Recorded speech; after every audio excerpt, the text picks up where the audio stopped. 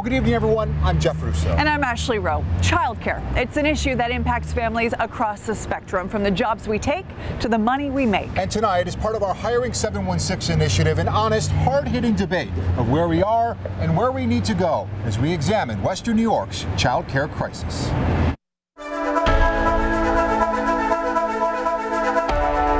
It's really, really hard. We're doing our very best to keep up with demand in the city, and we just can't do it. The cost is just outrageous, double a SUNY education, and people can't afford it. Childcare is very expensive, it's very costly, and people who are having children are really just trying to make it. If we don't get it right, our whole kind of renaissance and economic growth is going to fall short of what our potential really is.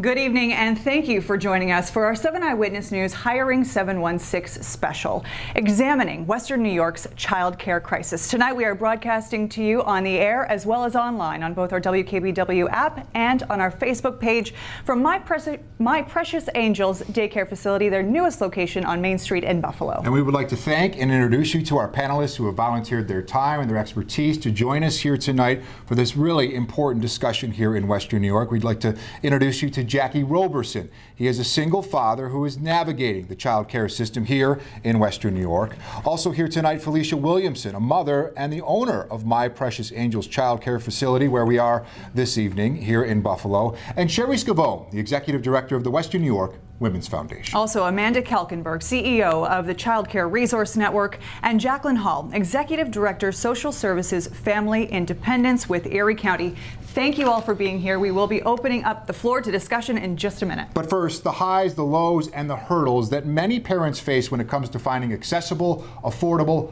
quality child care here in Western New York. Elizabeth Woods, her husband Nate, and their 10-month-old son Alexander love to spend time together. But lately, family outings have been complicated by the stress of finding quality child care. It's really, really hard. Last May, Elizabeth accepted a new job with a pay increase, but with less say over her schedule. A required switch to the evening shift quickly followed, leaving the family with a huge hole in care for Alexander and scrambling for options. I had 8 days to find a new daycare. So between both my husband and I, we called over 40 daycares. No one had any immediate availability. Adding to the stress, the welcomed increase in pay meant the family no longer qualified for child care subsidies. With my new job, I make literally like $10 over. If we don't figure out a way to support, in particular, working women and working families, our renaissance is going to fall short. Stories like Elizabeth's are all too familiar for Sherry Scavone, a champion for child care as the executive director of the Western New York Women's Foundation.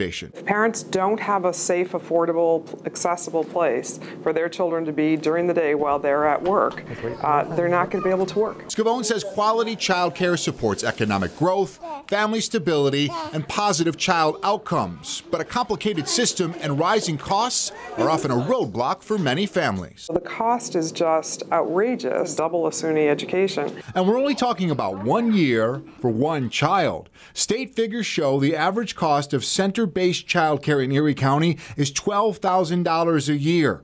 In 2014, only 17% of eligible children in New York receive child care subsidies, and Erie County receives less state funding for subsidies than other comparable counties. There is a social economic divide, clearly, and the people who are maybe upper middle class and above may struggle a little bit to pay $12,000 a year per child. But they live in communities where there's access to quality child care and they're paying for it. Those who do not have the economic means to do that are either choosing less quality programs, or they make a choice to not go to work or to shift some other things around and leave their child with family and friends. That may not be the best choice. Scavone says from access to cost, the system is broken. It's a kind of a terrible storm in many parts. It's exceedingly difficult for providers. It's very difficult for workers in the child care business. It's difficult for parents to find and access and afford child care. We have to get our hands around this child care issue. And unfortunately, a whole lot of it is regulatory and comes from the state and even the the federal government. They are changes that can't come soon enough for families like the Woods. If we don't get it right, we're going to fail. All right, some strong words to get us started here tonight. If we don't get this right, we will fail. Sherry, this is a cause you work very closely with the Western New York Women's Foundation. What is your view of the state of child care right now in Western New York? Well, child care is in a very precarious state. As we talked about, our renaissance and our workforce growth cannot really succeed if people don't have a safe place for their children to be while they work. It's not working for parents who are looking for quality, who are looking for affordability, and the cost is very high, and also looking for access. There's many areas of our Western New York region that are considered child care deserts. It's not working for the 550 businesses that provide childcare in Erie County alone, who have increased regulations, increased costs, and an inability to charge anymore for their product. And it certainly isn't working for the children who really need that care, nor the workers who take care of them, who very often actually qualify for subsidies themselves because they're not earning enough money. And the latest is we're at a critical tipping point with the providers themselves, where they can actually earn more money in fast food and are leaving child care. And so we don't even have providers to care for the children in the centers that we do have. A fairly bleak reality. You mentioned that it's not working for parents. So Jackie, to you, a single father, what's been your experience navigating this child care system? Well, you know, I have a son by the name of Elijah. He's 9 years old. And you know, I was left with the responsibility, the great responsibility of raising a child, my son. And you know, as a father, you want what's best for your child. So you do what you have to do to make it happen. However, when you're working, you come into this brick wall of accessibility versus quality. And so the thing is that as a parent, you want both for your child. However, there are times in which you just have to choose if you're going to be have a good quality child care environment for your child, or am I going to have to let go of a bill this week because of this $200 or more expense for child care?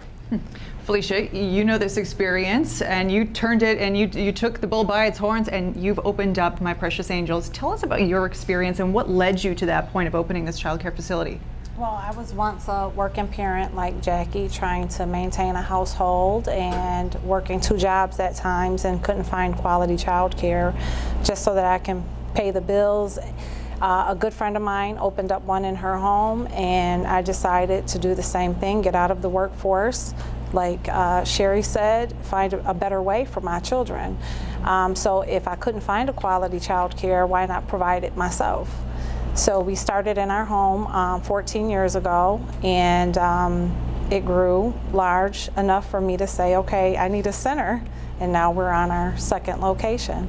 Congratulations. Yeah, and we thank you for having us here again this evening. You're welcome. And that really brings us to choosing the right daycare for your child. And Amanda, as the CEO of the Child Care Resource Network, how do you help families find the right fit? Because there's really a lot to sort through when you're making this decision. There is. We work with hundreds of families every year that are really desperate for an option.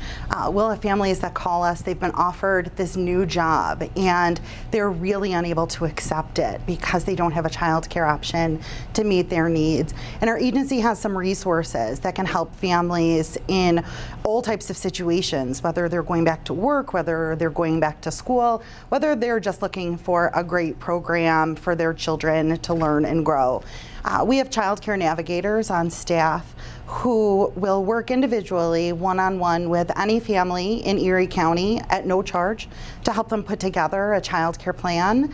We really think it's important to help families navigate through all of the components of being able to access something that's close to home or close to work, to be able to find resources, to be able to afford childcare, and to be able to identify quality. We like to, no, go ahead. We like to think that our service of, and I'll say it's a little like matchmaking, helps to save families time in identifying programs that may meet their needs, and helps to reassure families that they're choosing a licensed or registered program and have information on what quality looks like for their I wanted family. to jump in there, Amanda, because when you said resources, I'm thinking, okay, we often hear the words quality, safety from parents. This is what they want. We know that there is Quality Stars, this state program that is supposed to be a ratings program. Jacqueline, to talk a little bit more about this program, it isn't very robust, it's not very funded. Tell us more about it. Well, the universal rating system is a rating system where it's almost like a hotel rating where you can get, 4 stars, 3 stars, depending on the quality of the hotel or what you're looking for in terms of accessibility or affordability.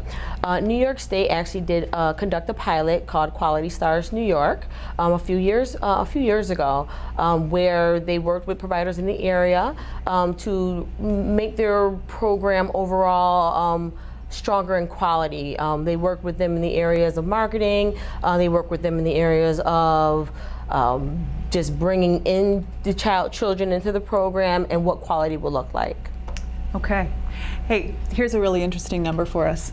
For every $1 spent on childcare, we want to talk about how this is not just a women issue, not just a childcare issue. This is a family issue and a workforce issue. For every $1 spent on childcare, $2 of activity is generated for the local economy. So coming up, we're going to take a quick break. Coming up, we are talking childcare costs, subsidies, and that word, resources, available for parents. And as we do that, in the meantime, join the conversation right now on social media. Send us your questions, your comments, or concerns when it comes to childcare and the state of it here in Western New York. You are watching a 7 Eyewitness News Hiring 716 special exploring Western New York's child care crisis. We'll be back in 2 minutes.